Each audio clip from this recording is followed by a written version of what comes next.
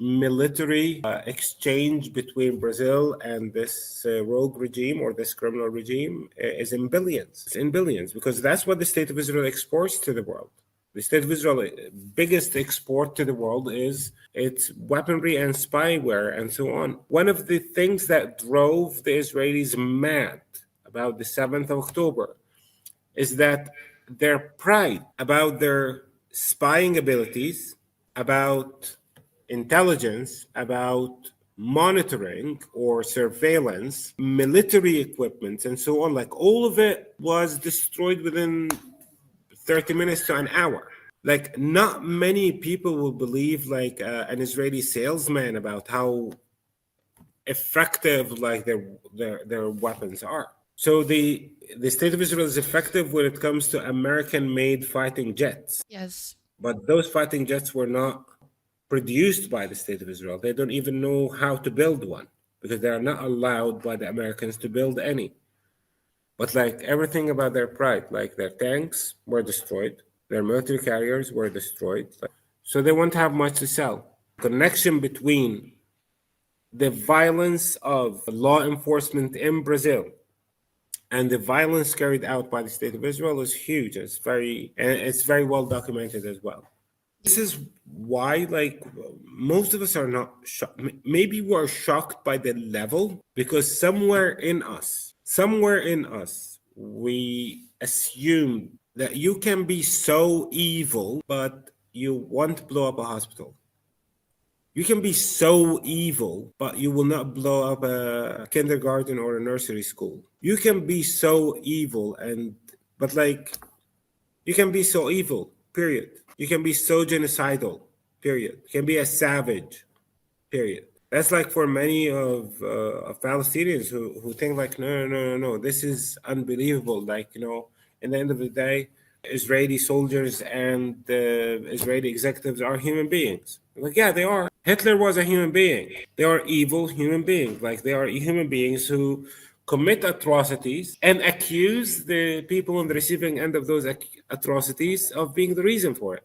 I don't know if you see enough images, but like you probably saw like the image with the exchange between this Israeli prisoner lady who was released Yes. and one of the militants that were like kidnapping her. They shook hands and left. That was promoted as a barbaric behavior, as a savage behavior, as like a propaganda behavior. It's like, no, that's genuine behavior. On the other side, I saw like this morning videos of an Israeli military carrier dragging a body of a Palestinian behind it. And that's a civilized behavior. We are being accused of all the savagery that we have been subject to over the past 75 years. And who accuses us of it? Our oppressor. Listen, the only reason people do not compare researchers and dominant human rights organizations, main universities, and main researchers, and so on. The only reason those people do not do comparative studies of the behavior of social nationalists in Germany in the 30s and 40s and the behavior of social nationalists in the State of Israel today is only because it's made illegal. It's illegal to compare racist behavior of the State of Israel with racist behavior of Germany. It's illegal. Because when you do that comparison, you make Germany look like Israel, or you make Israel look like Germany, and both of them want to get away. Both of them want to get away from the atrocities of the Holocaust. So like the only reason it's not because it doesn't exist. You want to know like how sick that is? There's a very, very easy test to help you understand how sick and disgusting what the State of Israel is doing. All what you need to do is to imagine. If you are a person who believes that everyone is born free and equal, then you can imagine much easier than anybody else.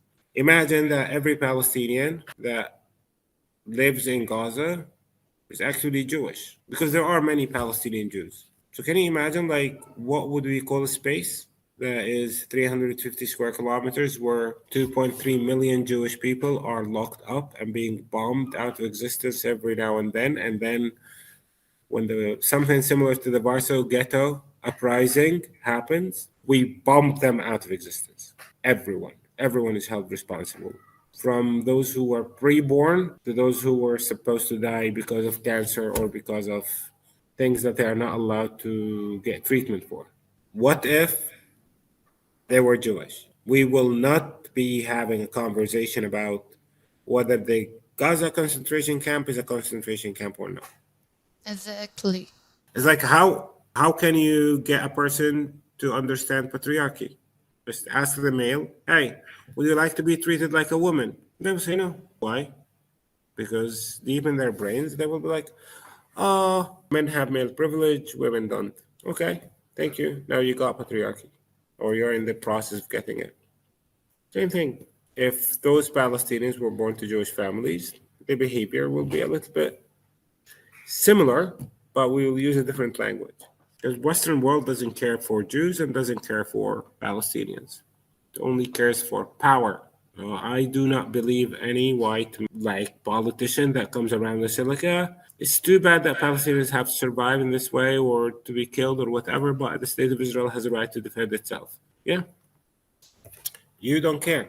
So you heard this line that Israel has a right to defend itself? I know. Did you Hello? hear the line that Israel has a right to defend itself? Do you hear that? Yes, and that's outrageous. No, it's not outrageous. It's outrageous because we don't understand that every criminal has a right to defend himself. Like in many countries, like if a criminal is arrested, the police tells him, like, if you can't afford a lawyer, a defender, we will hire one for you. So like every criminal has a right to defend itself. Like the state of Israel as a criminal regime, as a savage regime, has the right of other criminals, which is the right to defend itself. But the right to defend yourself does not mean to go after people and murder them and bomb them out of existence. All criminals do have a right to defend themselves. All criminals do. And the state of Israel is not a different criminal from any other criminal who's defending himself. The shitty thing is, sorry for my French, we don't defend the state of Israel as a criminal regime. Those people do not, like those politicians do not even recognize Israeli apartheid as apartheid. Like, you don't recognize that the globe is round. So what are you going to do then? So if you don't recognize the basics, then how are you going to help solving a problem? If you don't understand what the problem is. And they say Israel has the right to defend itself. In the exact same way, a pedophile, a criminal, a mafia member, a drugs dealer has a right to a lawyer. But they A don't rapist see. has a right to defend himself, right? Even a rapist has a right to a lawyer. But then that lawyer the state of Israel has to defend itself in a prison cell, not to be rewarded for its criminal behavior as we see today. When we take Israeli criminals to the International Criminal Court, they have a right to a lawyer.